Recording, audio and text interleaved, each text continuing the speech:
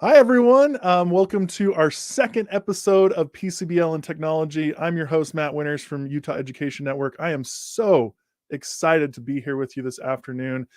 We are talking about one of my favorite technologies, one that I've been using for a very, very long time, Google for EDU. It was an essential component in my classroom, and I think it's an essential component for technology in a lot of teachers' classrooms. And today what we're going to be looking at are some great ways to integrate Google for EDU in your classroom in a way that highlights PCBL and PCBL outlooks in your classroom. So we'll get started on that in just a couple of minutes. To start off with, though, just a couple of reminders. Today we're going to be using, and for the rest of the sessions in this class, we'll be using the PCBL and Technology website. This can be found at go.uen.org/lowercase b, uppercase W, and the number 7.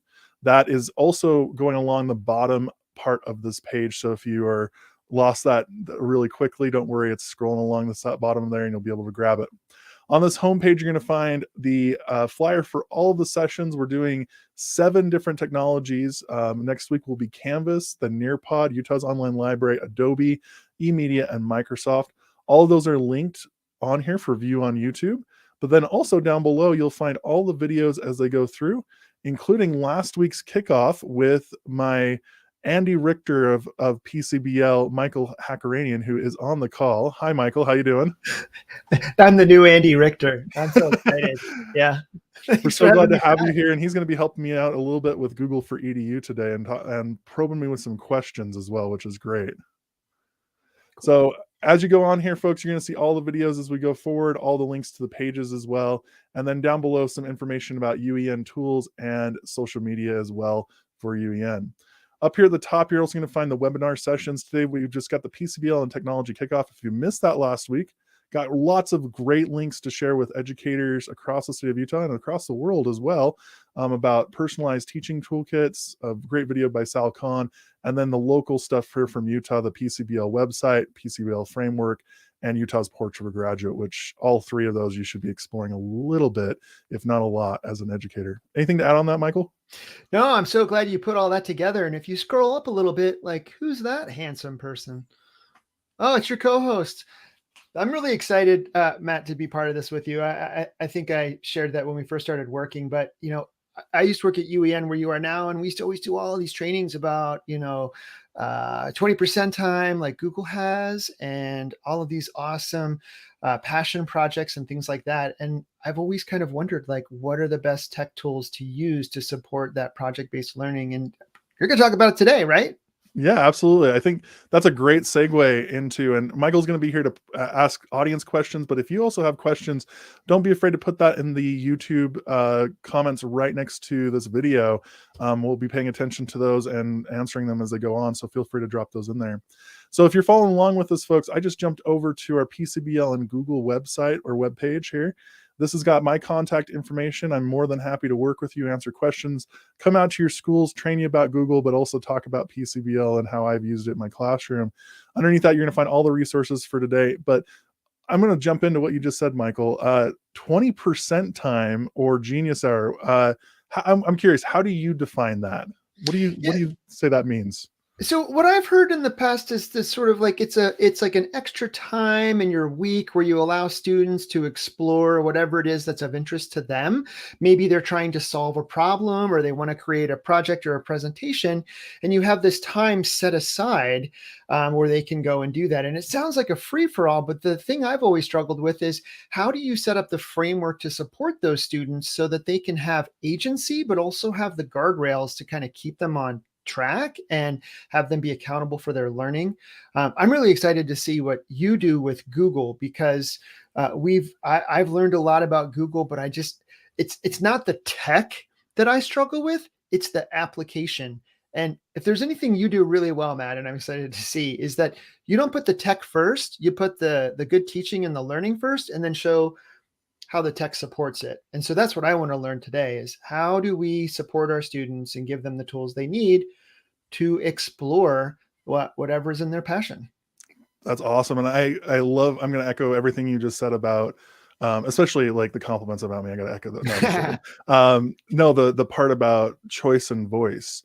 and putting that first in our classroom. I think for most teachers who are entering into the world of PCBL and really trying to understand how to personalize learning in their classroom and get to that competency-based place, it really starts with instilling choice and voice into your classroom and allowing students to dive into their learning processes in a way that still hits your standards and the things that you need to do as a teacher, but then allows the students some freedom in how they're going to enunciate those ideas and build off of them.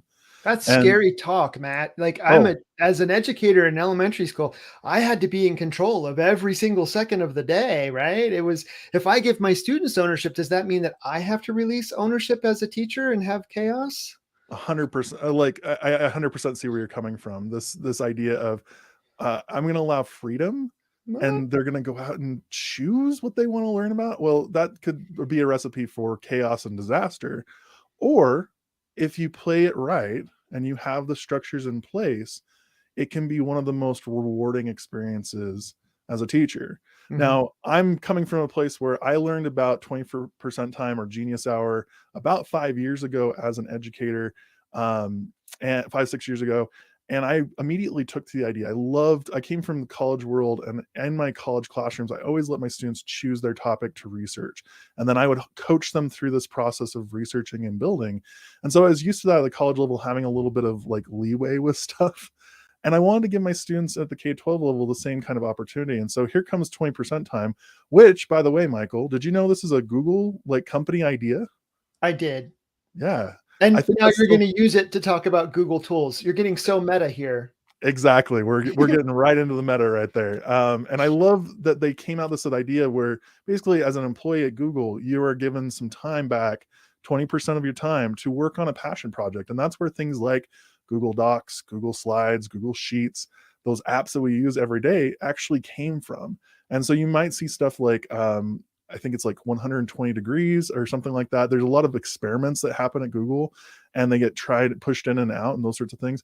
They come from this 20% time. And so a lot of teachers have adopted this, and I adopted it in my classroom when I was teaching ninth grade English. And it was so much fun, but it did have some issues. So what we want to talk about today is how we could use 20% time to instill PCBL in our classroom and the tech tools that help support that. And the biggest things, and Michael, correct me if I'm wrong, but some of the best things or the most important things with PCBL is giving students a framework of what you want to research and what you want to work on. So you're not just letting them free for all. There's a corral there, but there's some space to move. Mhm. Number two, that there's a way to check in on student learning. And number three, there's data collection of what the students are learning and where they're excelling and where they're falling behind so that you can go in and help and coach them through that process. Right. And Am I that about all right? circles back to the student, which is the most important, the learner, and that the learner should have access to that data as their, because it's their data. It's about them. So, yeah, Exactly. exactly. So as we go through this process today, I'm keeping an eye to those three things. We want to give them a space to have some freedom to explore, a place for us to check up on them, and a data collection point that's easily manageable so that we can check back with our students and work through with them. So on the same page here, I'm going to come back and talk about these two documents at the top, because the first one on the right, this craft blog, is incredible. It has some great ideas for PCBL, personalized learning, getting started with it. On the other side is this cool new idea called practice sets, which I'm going to talk about at the very end because it's in beta right now. It's not completely out on Google Classroom, but when it hits, it's going to be incredible for math and science and kind of this personalized learning that we're talking about. Where we're going to spend most of our time today, though, is down below. We're going to be looking at these three links. So again, we're looking at a corral, a way to collect data, and then working with that data in an equitable way. The first place is that I want to think about is a corral for my students, a place for them to kind of explore, find something they're really excited about, and dig into it. And so I came up with this Google Applies Digital Skills. This is one of my favorite tools in the Google Suite. This is a free open source lesson plan menagerie. It's got tons of lesson plans right now. There are 192. It grows by about 2 or 3 a month. And they're lessons that are meant to help teachers provide amazing, high quality, technology based lessons And then the students and the teacher help filter in that content area that we're looking for. So things like you could have a great lesson plan in here about building a digital storybook, but the teacher gets to help the student to choose the content and coach that work with that coaching. With technology, a lot of times we get stuck in teaching the technology, not teaching the content that we're paid to teach. And so in this case, Google steps in and says, okay, we're going to teach that technology for you and let it be recursive. And the students are going to be able to go back through if they need to. And there's going to be some checks along the way so that you can sit back and work with the students and coach them through the process of developing their content for their projects. So on here, there's going to be, again, 193 at this point. It keeps growing. There's by audience, late, middle, high school, and adult learners. We have by digital tools. So you can say, oh, I want a Google Doc lesson, and they're going to pop up. And then they also have by topic. So this is actually by our content area. So art, science, math, social studies, whatever it might be. And you're going to be able to click that and see the lessons that they say that kind of match that.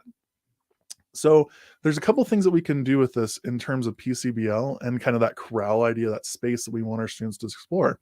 Is on one side, we could say, okay, students, we're all going to choose this lesson. Like for instance, one of my favorite ones is right here. I'm glad it popped up.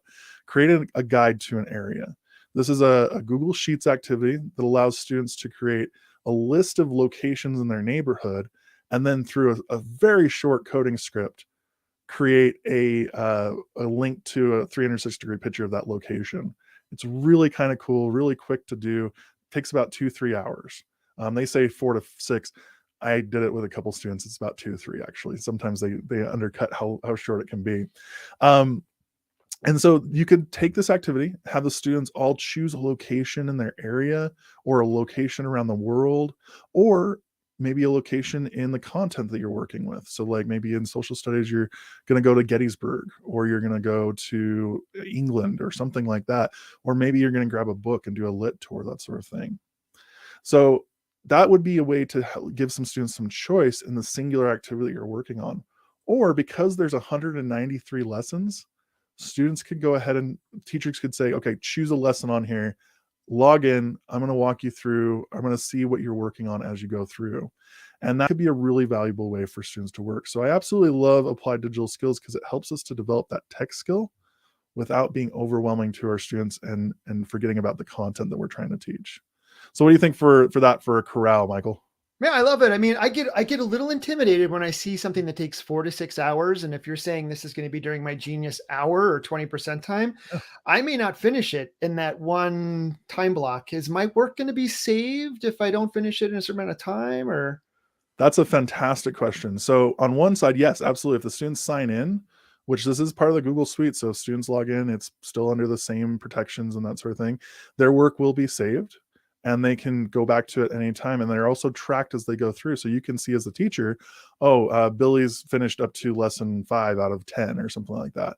And because 20% time is meant to be weekly, you might be looking at an hour on week 1, hour on week 2, and then they're done by week 4 or 5. Or maybe Billy gets excited and he's like, I've finished it in like week 1, but I did it as homework because I was so thrilled about what I was doing. And that's one of the beauties about PCBL that I learned very quickly in my classroom is when you spark that student and they have that choice, a lot of those students really choose to run with it and start researching on their own, which is really cool.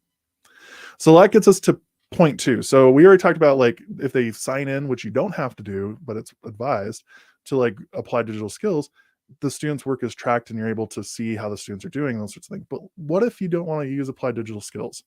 What if you want to have a way, a lesson that doesn't use that construct? You want to have that tracking throughout though as well to see what students are doing, what kind of work they're working with.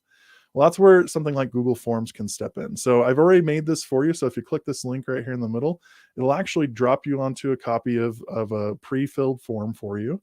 And you can go ahead and make a copy of it. And what this is I call it the personalized learning check-in form. You can do this, call it whatever you want. Maybe you have a lesson plan or a unit that you're going to work with your students, but it's a very simple concept here. So on one, you're going to have your last name, first name, and then just a couple simple questions to check in maybe every week or every time you approach this personalized learning unit, or maybe at the end of the unit, those sorts of things, but preferably more time, like maybe every day or every week. routinely checking in with the student to see what they're doing. So the first question is, what are you working on for your project, unit, assignment, whatever it might be working on? So you can get topic, you can get ideas of what they're doing. What are you stuck on?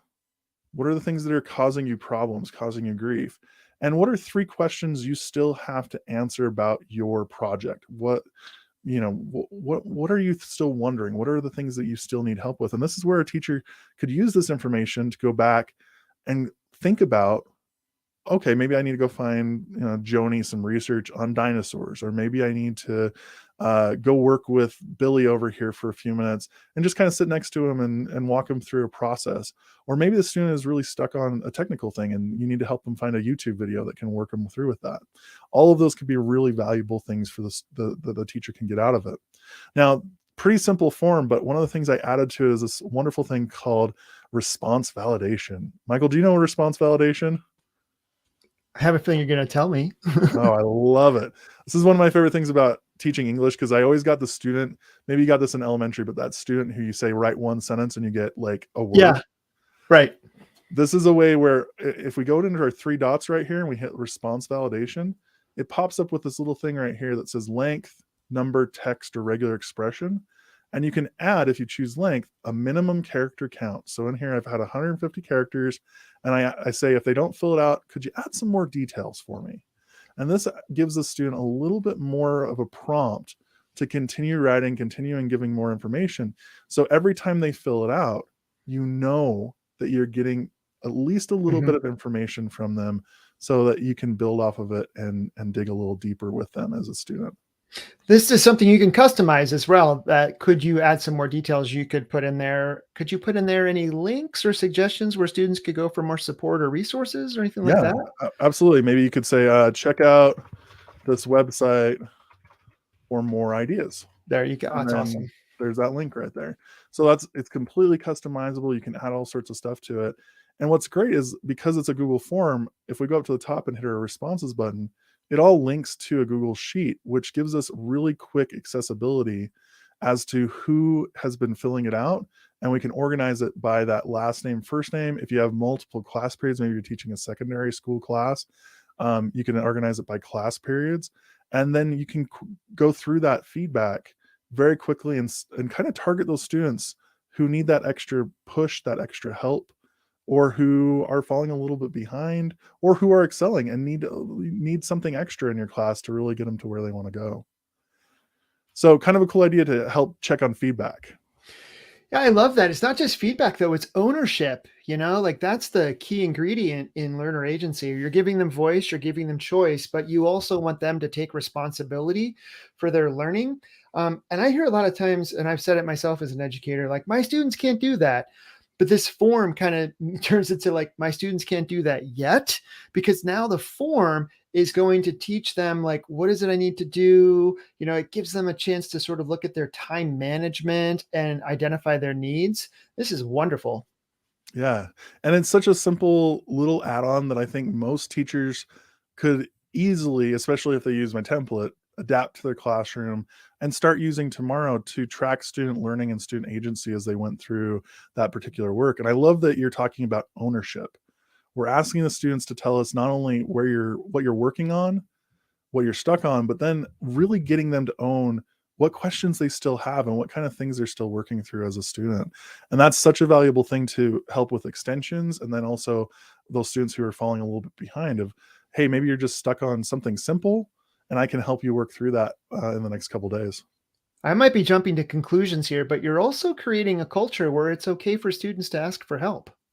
Absolutely. And that's one of the best things about PCBL. You as a teacher start to go into the framework of, I have to ask questions about how to do this, how other people are doing it, what's working for different classes.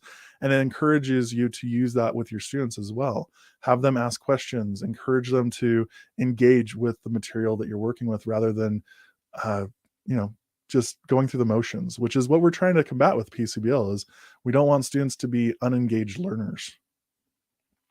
So with that said, our third part here is, we've already kind of glanced at with data, and with that word right there, I know a lot of teachers just automatically go, oh man, data and numbers. I always do, because I ELA teacher, and I hear numbers and I hear spreadsheets and I'm like, okay, I'm out. But in this case, we're going to talk about a simple thing that we want to work with. So one of the parts, so we have the personalized learning that we've been talking about a lot. Let's talk about competency based.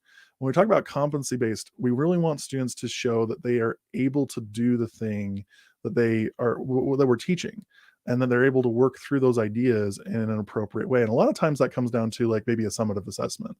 But when we talk about a formative or summative assessment, we're also allowing students in that PCBL framework to go back and be recursive and maybe retest and retake that score.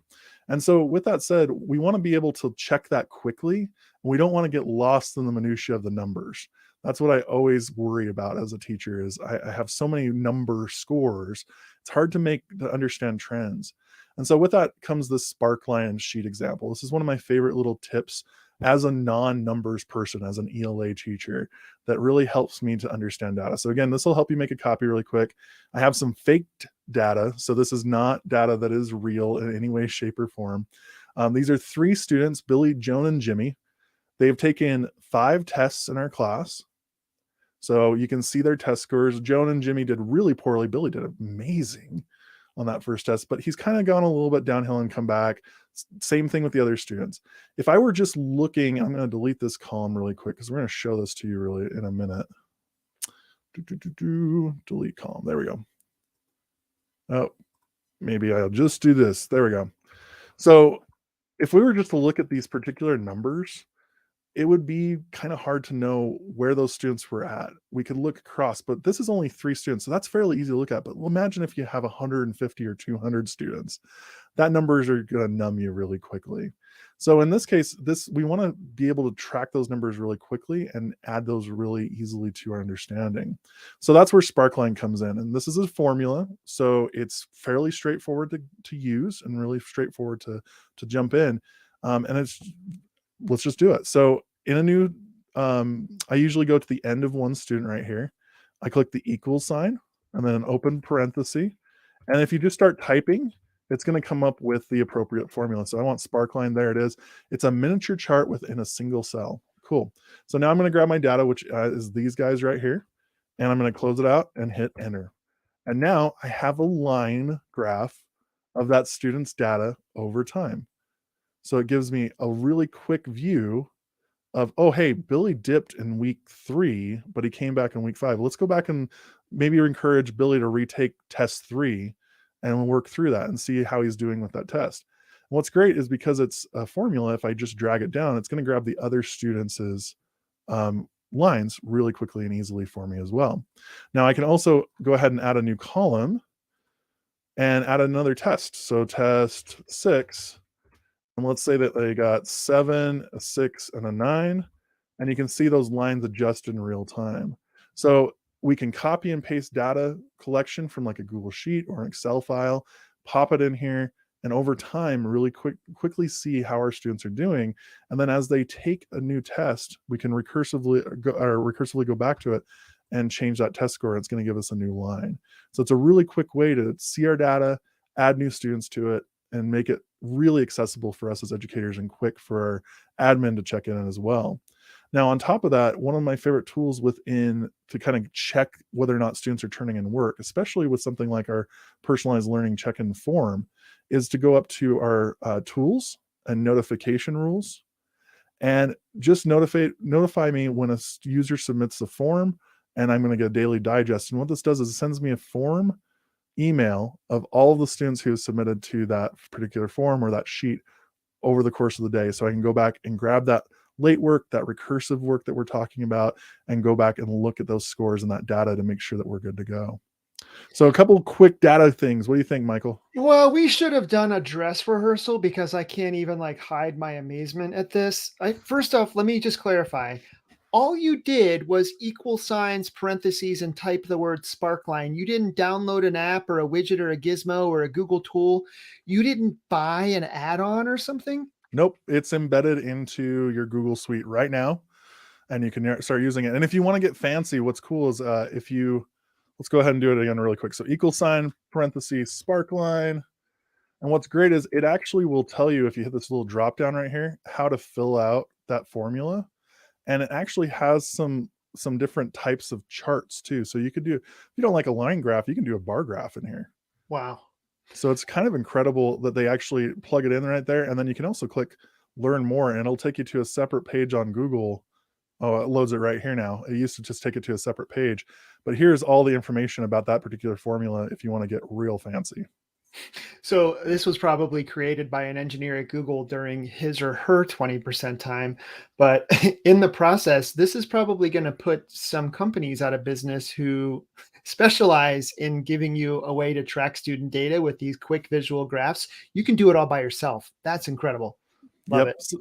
Someday I'll have to do a training on Google Data Studio, and it even takes that to a next level of like actually making it really visually pretty as well. But Love that's it. a whole other conversation.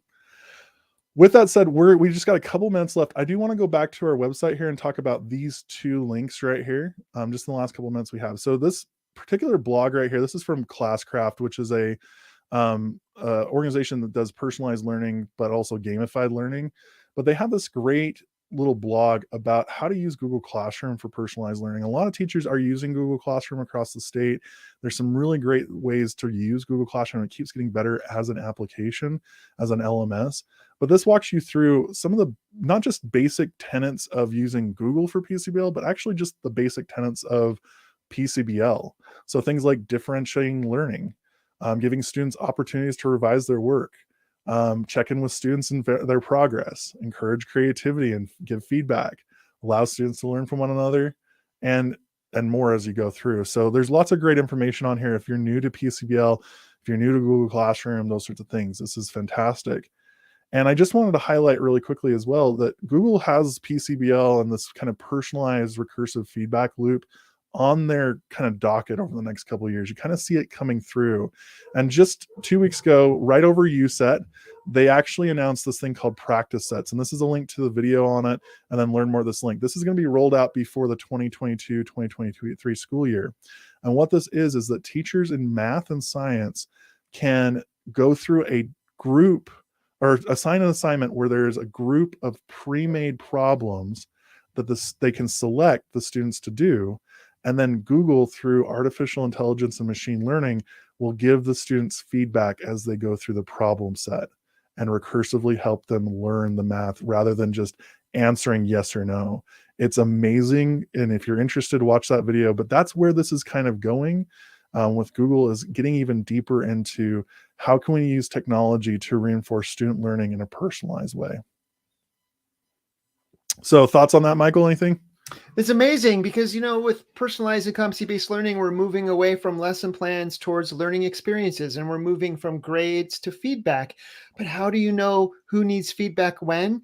All these tools that you've just shared really take the detective work out of it for the teacher and allow them to use those forms and those spreadsheets to be able to communicate, especially with students who are all over the place in their different pathways as they're learning on these projects. This is great stuff. This is the kind of thing that makes teaching really exciting. Thank you for sharing, Matthew. Absolutely. And I'm so excited to see where this goes with Google. And I'm even more excited because next week we are working with Canvas, and we're going to be talking about Canvas and how to use Canvas for PCBL, which, if you haven't dug into mastery paths or any of their standards-based stuff, it is incredible, and it keeps getting better and better and better. And so I'm excited to jump in with that. Next week, sadly, Michael will not be here unless he wants to jump in for a few minutes, which is totally cool. But we'll have our trainer, Shannon Lyon, come in from UEN. She'll be discussing PCBL and Canvas and working through those ideas. And we'll have a lot of classroom-oriented stuff that you can start using in your classroom tomorrow if you want to. So with that said, anything to add, Michael? No, you're right. I can't make it next week. I'm going to be down in Moab on a little vacation celebrating my birthday, but I will watch it later on YouTube, just like everybody who maybe missed this one can watch later. Absolutely. And on our homepage here, again, the resources have been going along the bottom here, go.uen.org/lowercase b, uppercase W, and the number 7. This has all of the links to the YouTube videos right here. And down below, you'll find all the videos embedded in here so you can watch them all in one location and make it really easy for yourself coming up. If you have any questions about PCBL or about any of the technologies that UEN supports, if you're interested in PCBL, definitely contact Michael, which here is his contact information right here. Michael, I always say your name wrong, Michael. Say it for us, please. Michael, my middle name is Dot. No, not really. But my last name is pronounced Hakkarainen. Hakkarainen at schools.utah.gov. And then my contact information, if you want to have a training come out to your school, or if you would like to talk about PCBL or learn more about anything with Google for EDU in the state of Utah, my email address is mwinters@uen.org. And I'm on Twitter at teacherwinters, and I am prolific at tweeting, so feel free to get at us. With that said, thank you again, Michael, for joining us this week. Hopefully we'll have you on again later, and then join us next week at the same time, 3:30, for a great discussion with Shannon Lyon about Canvas. We'll see you.